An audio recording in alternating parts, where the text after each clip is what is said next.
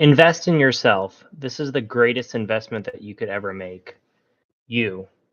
It's all about you, right? If you don't take the time to continually improve yourself, nothing else will ever come to any sort of success. You'll never be able to build a legacy you ever want. I was particularly inspired by a post today that I'd like to share with you.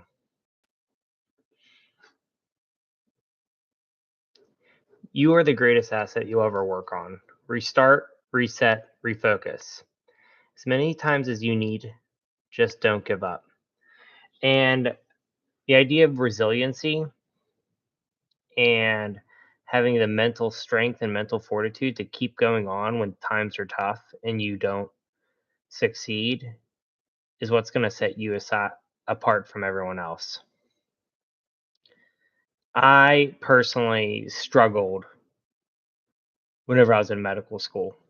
I had a hard time passing the examinations. I worked really hard and I believe I worked harder than most people in my medical school class, where everyone else would or watch the lectures from home and the lectures were recorded. I attended every lecture. I studied for the lectures before I went.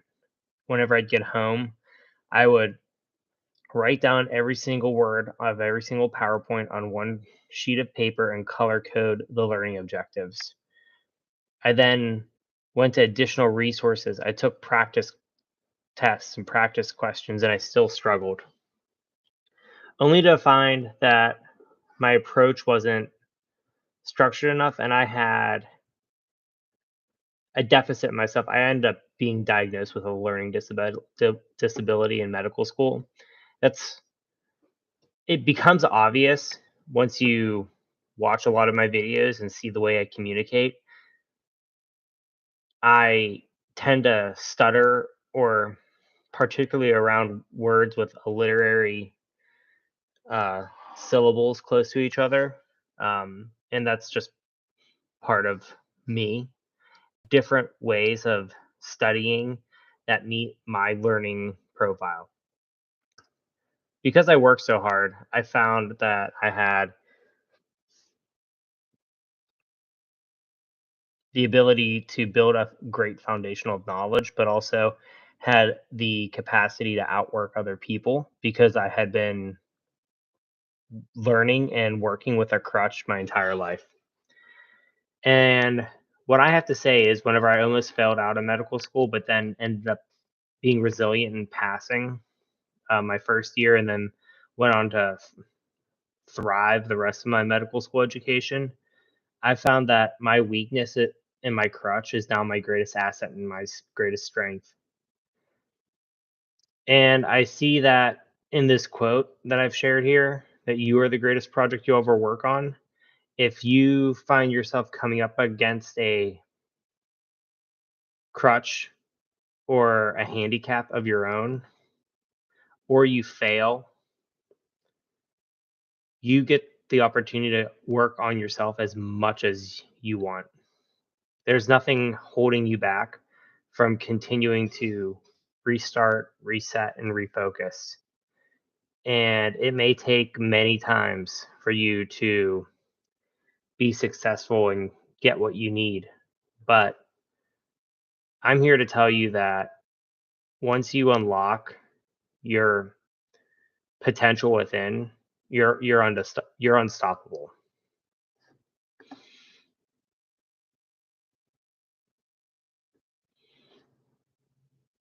Jeff Bezos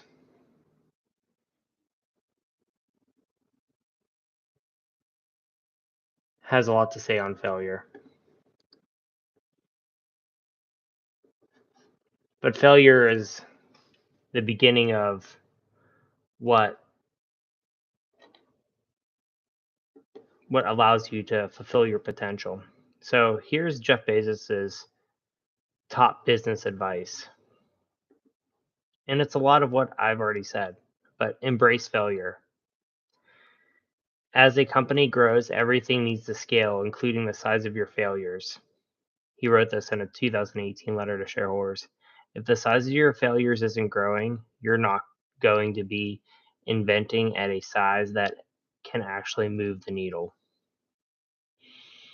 I just wanted to take this one piece here. I think I will come back to this in a future video, but I just thought even those who really made the world what it is today, you find that they embrace failure because it's a learning opportunity. And that's what we need more in this world today is what whenever people fail, they need to understand that it's opportunities to grow and opportunities to learn, and you're essentially doing A/B testing. Those of you who are in the business sector know, or just general statistics. You're A/B testing. You're going through the cycles, learning what works best. So don't look as at failure as your stopping point. It's actually just helping you course correct to a more efficient method.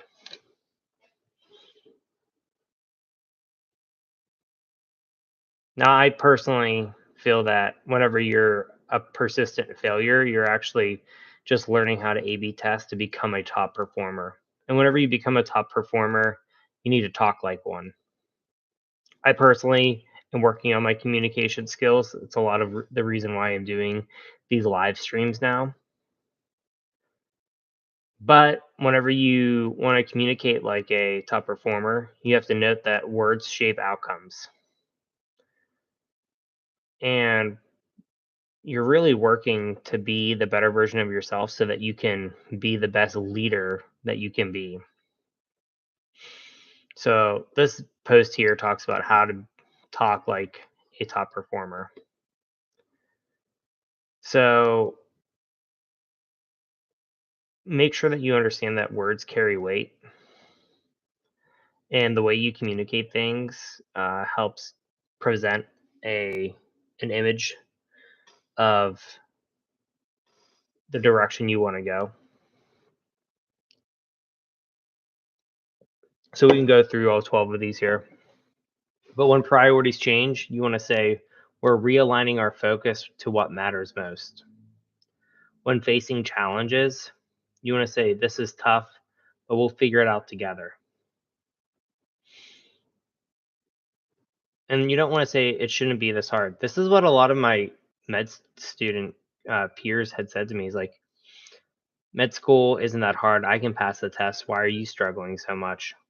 Well, I was struggling that much because I didn't understand how to communicate, really. I had a communication deficit whenever I was taking written exams. I could communicate all the information verbally, and it was causing me to fail. I had a dean of students who said, "We'll figure this out together," and he got me the assistance with a learning specialist that I worked with for 2 to 3 years, and it helped me personally overcome my challenges. As a leader, you want to say that I value our trust. Let's discuss how we can move forward whenever trying to rebuild trust. When you're trying to motivate the team, you don't just want to say, let's work harder. A lot of the leaders at where I work say that. Say, we can do this. Here's how today's work directly impacts our goals. Whenever we're trying to change things, you want to say, this shift will help us achieve our goals faster. And not just say, hey, we're doing this now without any sort of insight or transparency.